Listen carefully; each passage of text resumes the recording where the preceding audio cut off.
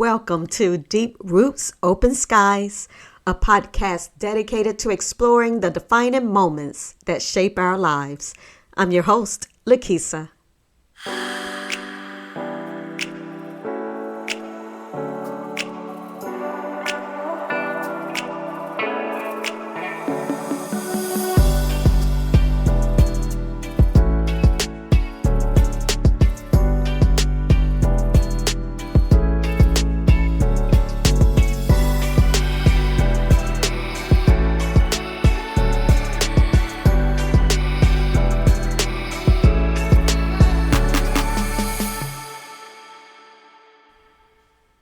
In this episode, we're shining a spotlight on the incredible legacy of HBCUs, historically Black colleges and universities. With over 100 HBCUs across the United States, these institutions represent more than just places of learning. They are sanctuaries of culture, resilience, and community. Now, there are currently 101 HBCUs remaining, and each one is a vital part of the fabric of our educational landscape. Why were these schools created? Why were they established? Well, you got to understand, in the wake of the Civil War, there was an urgent need for the educational institutions to serve our African American community. And these institutions provided access to education that were often denied elsewhere. HBCUs were founded to empower Black students, promote higher education, and cultivate leadership within the community. They became beacons of hope, fostering a sense of belonging and pride in our heritage. By the 1960s, HBCUs had produced many Black professionals, educators, and leaders who played vital roles in the civil rights movement and beyond. Now, interestingly, HBCUs produce a great portion of Black professionals in different fields. They have a remarkable track record of shaping prominent leaders, from healthcare to the judicial system.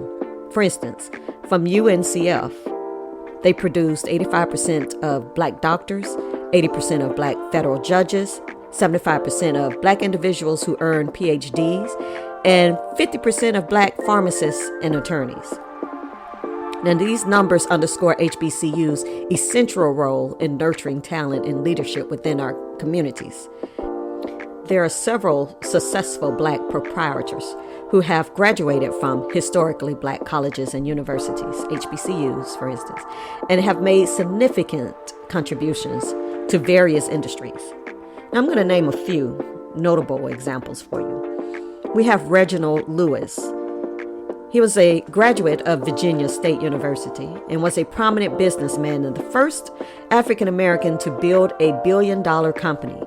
The company name was TLC Beatrice International Holdings. Then you have David Stewart of Harris Stowe State University. He is the founder of Worldwide Technology, and Worldwide Technology is one of the largest African American owned businesses in the U.S. They specialize in technology and supply chain solutions. Janice Bryant Howard, a graduate of North Carolina A&T State University. She founded Act One Group, a staffing agency that has grown into a multi-million-dollar enterprise. Alfred Liggins, he graduated from Howard University and is the CEO of Radio One. And Radio One is one of the largest media companies targeting African American audiences. And Dr. Janetta B. Cole, an alumna of Fisk University. She is a successful educator and business leader known for her role in various organizations and as a former president of Bennett College. And these individuals exemplify the entrepreneur spirit, the leadership spirit that can emerge from any HBCU. They contributed to diverse industries around our nation and world and serving as role models for future generations. However, we must also acknowledge that enrollment at HBCUs has faced challenges in recent years, with some institutions experiencing declines, and factors such as financial constraints increased competition from other colleges and universities, changing demographics, and shifts in student preferences contribute to this trend of a decline. Some HBCUs like Morris Brown College and Bennett College have faced significant financial challenges, and these challenges put their existence at risk. So Morris Brown College, for instance, lost its accreditation in 2012 due to financial mismanagement, leading to a drastic decline in enrollment and funding. But guess what? It's not all doom and gloom. There are promising strategies that can be implemented to increase enrollment at HBCUs. For instance, enhanced recruitment efforts are essential. Tailoring recruitment strategies to effectively reach prospective students through social media, high school outreach, and partnerships with community and organizations can help attract more applicants. Also, increasing the availability of financial aid and scholarships can alleviate the financial burden on students. All of this making HBCUs more accessible to those who may otherwise not consider them. Now, to help schools like Morris Brown and Bennett College, we can advocate for increased state and federal funding specifically targeted at HBCUs, engaging alumni to give back through mentorship, networking opportunities, and financial contributions can bolster the institution's reputation and support systems, helping them regain their footing. And this is an area I can surely improve in. We do need to give back to the institutions that helped introduce us to our careers. That shouldn't be difficult, but I know that sometimes we are not financially able to do so. Another vital approach is to strengthen academic programs by developing and promoting programs that are in high demand, particularly in STEM fields. HBCUs can draw in students looking for specific career opportunities. Modern issues facing our communities, such as courses that provide a deeper understanding of multicultural perspectives and promote awareness of social issues, are becoming increasingly important. These courses not only enrich the educational experience, but also empower students to become advocates for change within their communities and beyond. We should also consider implementing master classes in proprietorship that extend beyond our communities, reaching a national and global audience. These classes can equip students with the skills and knowledge to navigate in today's complex economy, fostering entrepreneurship and leadership in various fields. Improving campus facilities and providing modern resources can also enhance the overall student experience and make HBCUs more appealing to prospective students. Building community partnerships is crucial as well, along with collaborating with local businesses and organizations that can create internship opportunities and job placements for students. Let's work on using these partnerships to support programs and initiatives that are aimed at revitalizing these institutions. This can further solidify the value of an HBCU education. Finally, highlighting success stories is essential. Promoting the achievements of current students and alumni can inspire prospective students and illustrate the vibrant community and opportunities that HBCUs offer. As I reflect on my own journey, I realized that my choice to attend Alabama State University was heavily influenced by my upbringing and cultural background. My mom was a first-generation product of an HBCU, and her stories of perseverance, friendship, and academic excellence inspired me to follow in her footsteps. It was more than just a decision, it was a connection to my roots and a way to honor her legacy. And speaking of legacy, my brother chose to blaze his own trail by attending Alabama A&M University in Huntsville.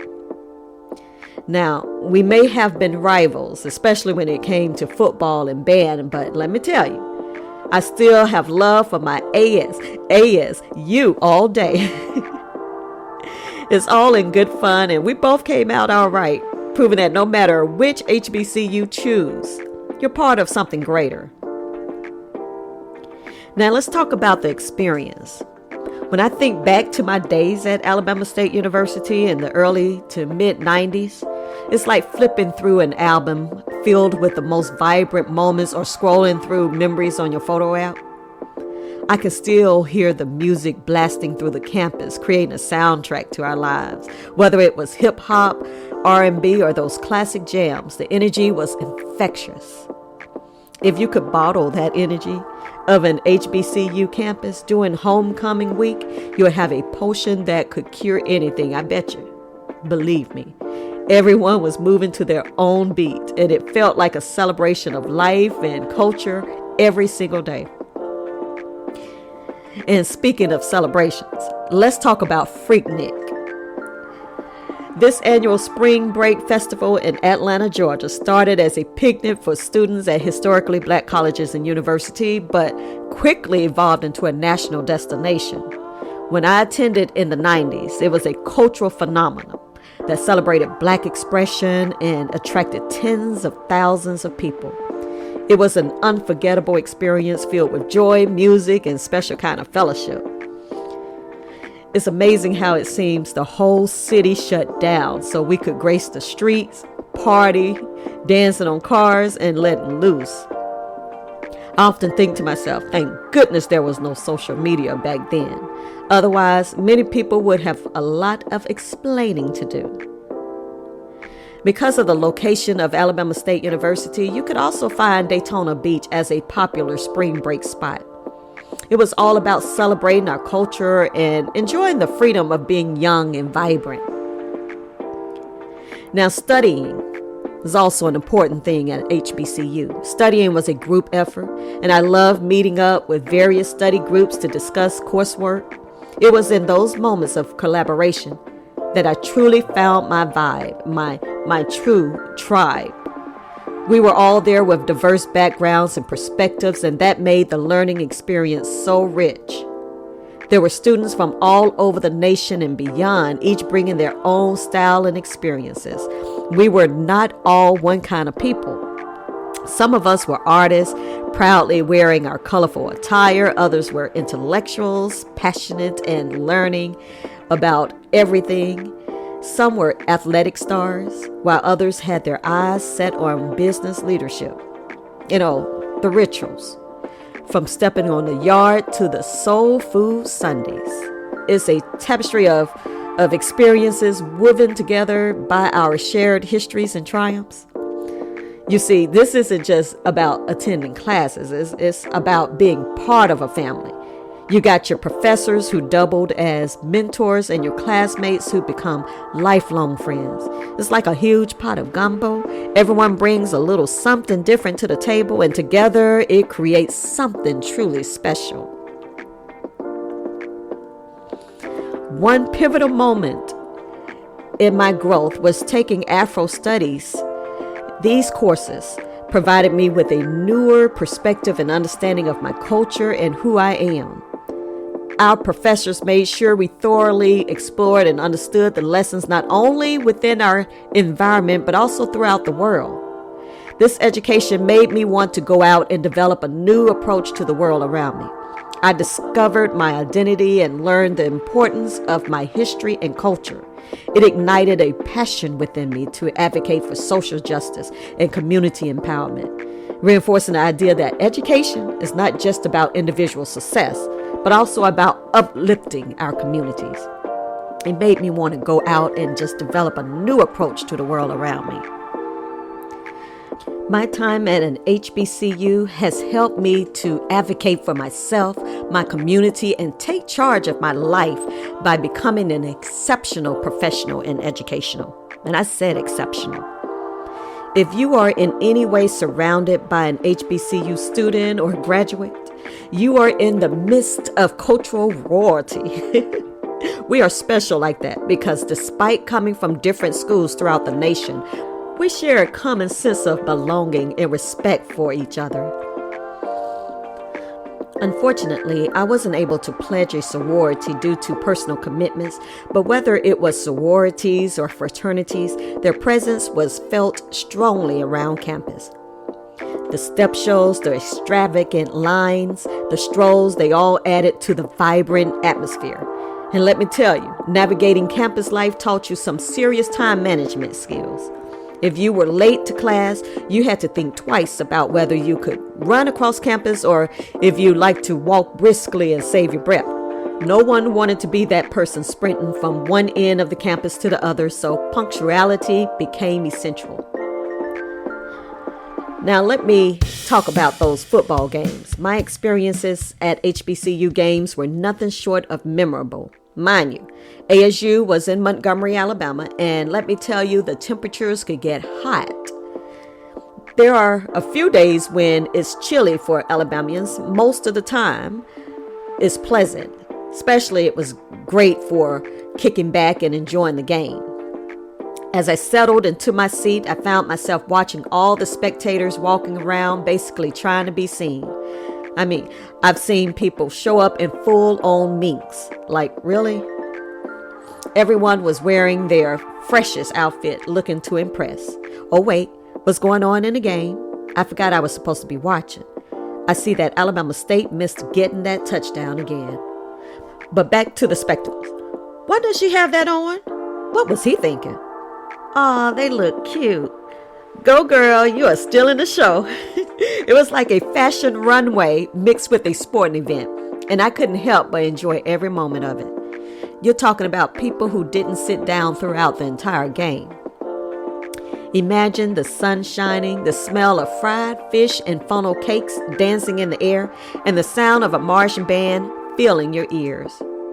At HBCUs, you don't just attend a football game, you experience a full-blown cultural event. You stick around for the halftime show because that's when the magic happens. The bands are not just good, they're phenomenal. And trust me, if you think you're going to waltz off to grab a snack or something, you have missed a whole show-stopping moment when the drum major flips or gives a low lean backward and the crowd goes wow. And let me tell you, you can even get a splurge of that good rhythm during class time when the band is practicing throughout the week. Imagine sitting in a lecture trying to focus on calculus or English lit, and suddenly you hear that brass section warming up. It's like the universe is saying, hey, learning doesn't have to be boring. That rhythm makes the lessons easier to grasp, and you can't help but absorb that energy. It's wonderful. That rhythm goes beyond our bands. It flows through the classrooms. Students are serious about their work and learning, but they also know how to throw down the books for some fun. It's the perfect balance, studying hard and playing hard.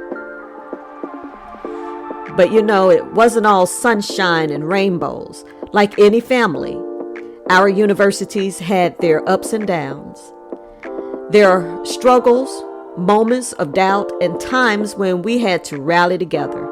But that's where the magic of HBCUs shines brightest. We lift each other up, we celebrate each other's victories, and we create an unbreakable bond that lasts a lifetime. Let's take a moment to reflect on the historical context of HBCUs. Established during a time when education was largely inaccessible to African Americans, these institutions evolved to become pillars of empowerment and advocacy. Significant milestones include the founding of institutions like Howard University in 1867 and the establishment of the first HBCU, Cheney University, in 1837. Throughout history, HBCUs have faced numerous challenges, including funding disparities and the fight for resources compared to predominantly white institutions. Today, they continue to battle enrollment issues and financial constraints, yet they persevere, adapting to meet the needs of their students and communities. Now, we must talk about some other fantastic HBCUs that have their own unique vibes. For example, you have Florida A&M University, known as FAMU. It's famous for its marching band, the Marching 100. which has gained national recognition for its high-energy performances and elaborate choreography. And then there's Spelman College, an all-women's college in Atlanta, Georgia, which has produced countless influential figures, including renowned author Alice Walker and activist Stacey Abrams. The sisterhood and empowerment found at Spelman create an environment that is both nurturing and inspiring. North Carolina A&T State University is another gem, particularly celebrated for its engineering program and vibrant campus life. And who can forget the legendary homecoming at Hampton's University, known for its grand festivities and alumni turnout. It's a week-long celebration that brings together generations of pirates to reconnect and celebrate the legacy. As I go back to my experience at an HBCU, for me, attending an HBCU should be a prerequisite to the world. It's essential to know and understand yourself and where you come from in order to navigate society. I embrace the culture and the educational aspect wholeheartedly. In fact, I met my husband at Alabama State University doing an honors convocation. So you know intelligence was overflowing in that room. It was there that I learned how to be strong and captivating. That's how I was able to approach my future husband at the honors convocation to introduce myself. That moment was not just about academics. It was part of building lifelong friendships and connections. As we looked at the importance of HBCUs today, it's crucial to recognize that these institutions play a vital role in shaping the future. They continue to do this. They not only provide education, but also serve as incubators for Black communities, the Black culture, leadership, and innovations. In a world where access to quality education can be inequitable, HBCUs remain steadfast in their commitment to uplifting the community and empowering the next generation. They are essential not just for the students who attend them, but for society as a whole, contributing to a diverse and inclusive workforce that reflects the richness of our culture. Now, more than ever, we need to build our schools and communities. I see our HBCUs continuing to thrive and adapting to the needs of future generations. To maintain our HBCUs for another 100 years, we must prioritize sustainable funding, enhance community engagement, and invest in innovative programs that align with the evolving job market. We can advocate for more courses that address modern issues facing our communities, such as social justice, health equity, and economic empowerment. I have hope for our future generations that these schools will maintain their existence and continue to be a source of pride and empowerment. Even if you didn't go to an HBCU, you can still have love for it. So as we explore the rituals and rhythms of HBCUs today, I want you to think about what family means to you. Whether you're from an HBCU or not, these experiences are universal. They shape us, mold us, and remind us that we are never alone on this journey. Thank you for joining me on this episode of Deep Roots, Open Skies. Until next time, embrace your journey and keep exploring the possibilities.